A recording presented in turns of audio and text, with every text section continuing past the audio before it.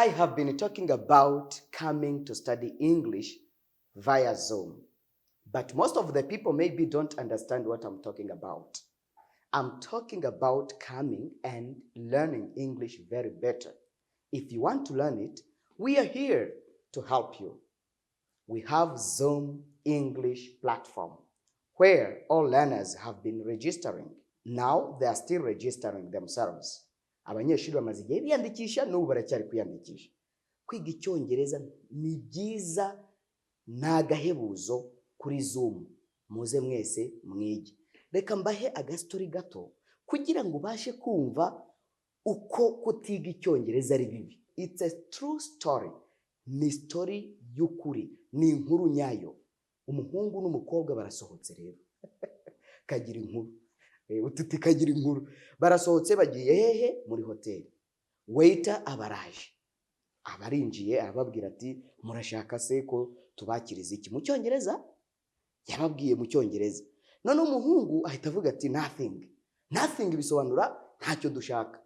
Ariko umukobwa we kubera ko atarazi Icyongereza na gato, we yahise atekereza ko nothing ari nk'ubwoko bw'ikinyobwa. Ahita baravuga ati nanjye nzanira nothing ikonje.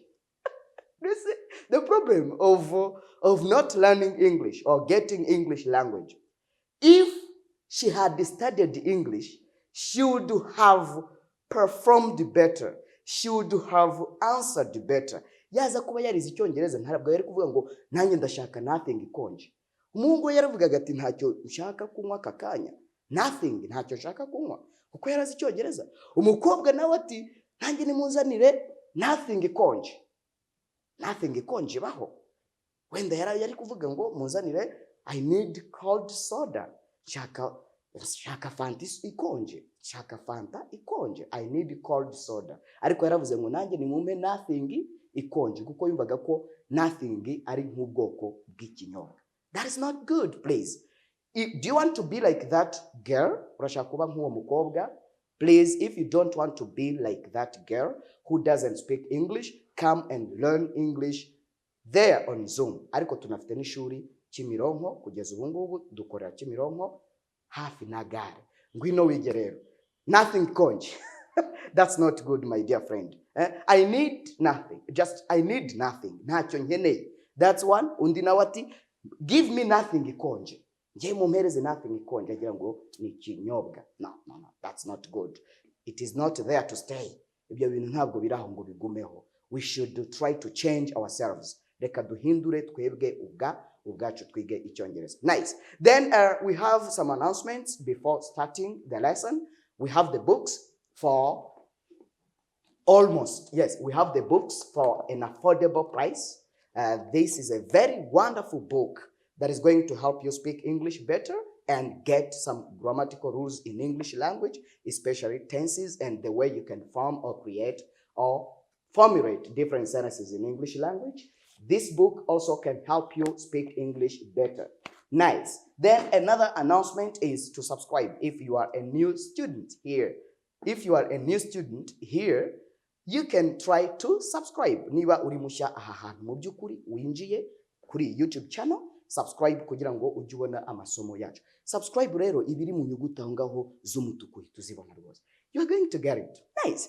If you subscribe, you're going to get the lessons as well as possible. Mu buryo bwiza cyane. And each and every time we upload them, you'll get the lesson very well. Igihe cyose tuzajya tuya-uploadinga urajya uyabona neza cyane. Fantastic. Good. Then another thing that I want to tell you, your brothers and sisters, your fathers and mothers, your children, siblings need to speak English, please. If they don't know this opportunity, try to share the lessons to them. Niba bataza aya mahirwe yo kwiga Icyongereza for free, gerageza uboherereze amasomo. Bayige aho baba bari hose. Icyo gihe you are contributing a lot to our channel as well as to your families. Good. Then now we are going to teach you how to use all of us, some of us, and none of us. All of us, some of us, and none of us. Then, after getting the announcements, I am going to teach you the lesson of today. But I'm very excited. I'm very excited, my dear friends, to teach you this English lesson. Ndishimye cyane kubigisha. I don't know why, but I'm very excited. I'm very elated. Do you know to be excited? It's like elated or very happy. Nice. We are going to teach you the lesson that is related to all of us, some of us, and none of us. Us. Yes. Yes, we don't say as. Yes, many people used to pronounce as, but most of the English speakers or native speakers tend or used to say us. All of us, some of us, and none of us. Good. But before teaching you the lesson, let me give you the omelette of today. Umureti. Kamba umureti umunsi. The word of today. Yes, it is like umureti, the omelette of the breakfast. Umureti wa mugitondo. Yes. Good. The word of today is combatant. Combatant. You can say this combatant in British English. Combatant. But in American English, we say combatant. Combatant. Good. Combatant, the stress is here. Isakumurumba koriri kuri K. Combatant. Then for American English or Canadian English, we say combatant. Combatant. Combatant means a warrior or a fighter or a soldier. Ingwanyi, ingabo. Yes, a fighter, a soldier, a warrior means a combatant or a combatant. Nice. For example, you can say, these are strong combatants, or these are strong combatants. Combatants, because there are many. Yes. Good. Then we are going to talk about all of us, some of us, and none of us. Nice. The meaning. Let's start from this all of us. All of us means every one of the group, including me. Every one of the group, including me. Ni buri wese uri mu itsinda nanjye ndimo. Everyone in the entity, in the group, in the choir, in the church, in the classroom, including me. Buri wese uri aho ngaho. In the meeting, uri mu nama, uri mu rusengero, uri including me. That is a group of people, including me. Nibwo nzavukoresha ijambo all of us. Nshaka kuvuga twese hamwe. But some of us ni bamwe muri twe. Some of the people or some people in the group, not all, but ari bose. That is some of us. Then none of us, niho kuvuga ngo no one in our group. No one in our group. Nta numwe muri group yacu ushoboye ikintu runaka. None of us can speak Chinese. Nta numwe muri group yacu ushobora kuvuga igishinwa. None of us is rich in our family. Mu muryango wacu turi abantu 10, turi abantu 30, but none of us can speak English. Or none of us is able to speak English. None of us. Nice. Then none of us tuyikoresha yo turenze 3, 10, 100 tuzakoresha none of us. Good. Then here teacher can say, I need to know intelligent students in this class. I need to know intelligent students in this class. For example, I am a stranger teacher. Ndi mwarimu udasanzwe ahantu mpageze bwa mbere. Then I may enter into the class and say, I need to know intelligent students in this class. Mwese rero mushobora kuvuga muti, teacher, no, all of us are intelligent. Twese hamwe uko tubona turabahanga. No silly student here. Silly student. A silly student means umuswa. Ariko buriya nta munyeshuri w'umuswa urebye. Sometimes biterwa na different reasons. N'impamvu zitandukanye. Yes. No silly student in our class. All of us are intelligent. Urumva all of us tuba twishizemo twese tuba turimo. All of us. All of us. Yes. Then this means that every student in the class is intelligent, including me. Biba bishatse kuvuga ko buri munyeshuri ari umuhanga nanjye ndimo. All of us. Nta numwe ubuvuyemo. All of us. But let's see some of us. Some of us. We use some of us when you're talking about some people in our group, but not all. When we are some people who know something. abantu bamwe tuzi ibintu runaka, abantu bamwe twakoze ibintu runaka, we will use some of us. Bamwe muri twe, some of us. Good. Then here, you can say, the teacher can say, or can ask students. Teacher ashobora kubaza abanyeshuri. Do you speak French very well? Muvuga igifaransa neza? Do you speak French very well? Yes, here I see my students here. But I don't want them to talk. But they are around me. Yes, I can ask these students here in the class, my students, do you speak French very well? Then my students can say, or the class monitor among the students can say, class monitor ashobora guhita avuga, class monitor n'umunyeshuri uhagarariye abandi mu ishuri. The chief of the class, umuyobozi w'ishuri mu banyeshuri yitwa class monitor. Rero ashobora kuvuga, some of us speak it. Bamwe muri twe turakivuga. Some of us speak it. Good.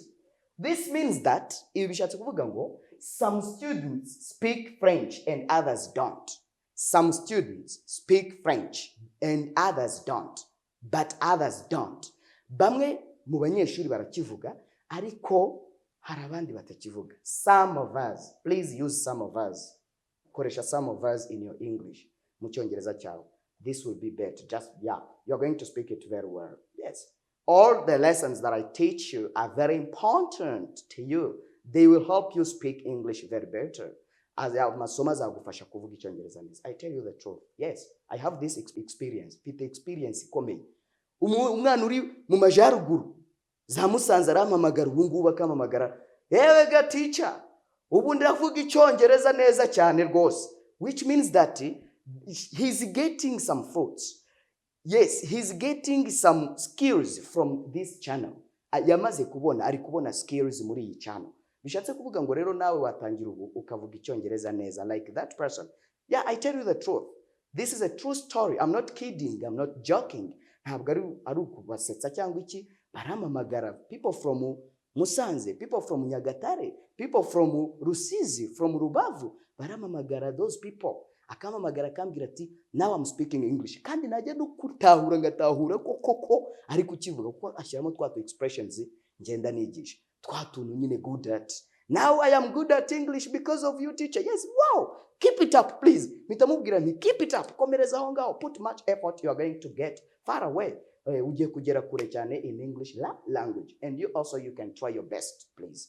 Good. Then that is some of us. Bamwe muri twe. Then none of us. We use none of us when you are talking about no one. When you are referring to no single person. No single person. Nta numwe. No one in our group is able to do something. Nta numwe muri group yacu ushobora gukora ikintu cyangwa wakoze ikintu cyangwa se wagerageza ikintu runaka. No one in our group. None of us. None of us. Yes. There are 6 examples. Teacher ashobora kubaza ngo cyangwa ashobora kuvuga ngo, I would like to know students who speak Chinese in this class. Umwarimu ashobora kubaza gutyo. Akabaza abanyeshuri ati ngiye nkeneye kumenya abanyeshuri bavuga igishinwa muri iri shuri. I would like to know students who speak Chinese in this class. Do you know how students will answer? Uzi ukuntu bazasubiza? They will say, none of us speaks Chinese. Nta numwe muri twe ukivuga. Here speaks. None of us speaks Chinese. Nta numwe muri twe uvuga igishinwa. Nta numwe. None of us speaks. Kubera iki yes? Nuko none of us is followed by the verb which is in singular. A singular verb. None of us speaks. None of us goes to school every day. Nta numwe ujya ku ishuri buri gihe. None of us is able to make a sentence in English. None of us is able to create a sentence in English. Nta numwe wabasha guhanga interuro mu Cyongereza. None of us speaks Kinyarwanda in our class. Yes, there at Kimirongo, we only speak English, my dear friends. If you want to get that information very better, or if you want to know English very better, try to come there to Kimirongo to get English. Ngwino Kimirongo now we get Icyongereza. None of us speaks Kinyarwanda. All of us are speaking English very better. Nta numwe mu by'ukuri uvuga Ikinyarwanda, twese turi kuvuga Icyongereza kandi neza cyane. Good. Then here the students will say none of us speaks Chinese. Here this means that no one speaks Chinese in the whole class. Bishatse kuvuga ngo mu ishuri ryose nta n'umwe uvuga Igishinwa. None of us speaks Chinese in our class. Good. Then after getting this lesson, I would like to recommend you to try your best to write different sentences by using all of us, some of us, and none of us. If you do so, you are going to speak English very better very soon. Ugiye kuvuga Icyongereza neza vuba cyane nutangira nawe kwiga kwandika interuro ukoresheje all of us, some of us, and none of us. Don't say no, all of us. Yes, it is used, it is spoken. Birakoreshwa all of us, but better, you had better say, you had better pronounce it as all of us, some of us, none of us. Then after this lesson, we are going to give you the saying of today. The saying of today goes with this word, which is combatant or combatant. Yes, combatant or combatant. The saying of today is, in English we say, mu Cyongereza turavuga ngo, never fear struggles, ntugatinye urugamba. Because the hardest battles are given to the strongest combatants or warriors. Ntugatinye urugamba. Kubera ko the hardest battles, urugamba rukomeye, intambara zikomeye, are given to the strongest combatants or warriors. Intambara zikomeye zihabwa ingabo n'ubundi zikomeye. If you get struggles in your life, please don't go apart from that struggle. Try to struggle a lot. Try to fight until you win. Gerageza urwane kugeza utsinze. If this world gives you some struggles, stand still and fight them. Iyi si niguha urugamba. Hagarara wemye nurangiza ugira ute? Urwane. Yes. Nibwo uzaba utari coward. You know, a person who is called a coward. I think I told you about this. Coward means what? Coward ni umuntu w'imbwa. Udafite atari ko afite umurizo. Coward ni imbwa. Ntuzabe rero umuntu w'ikigwari. No, please fight until you win. Rwana mpaka utsinze. Niko kuba umugabo. Try to be a hero or a brave person. But brave, not a coward. Ntubi ikigwari. Coward nyine ni umuntu w'ikigwari. Coward. Rero abafite icyo bita cowardice. Cowardice ni ububwa cyangwa ubugwari. We call it cowardice. Yes. Try to be a brave person, not a coward. I am Teacher Jasper. We are together and I welcome you to Zoom class platform where you are going to learn English very better. Good. I thank you so much. Bye-bye.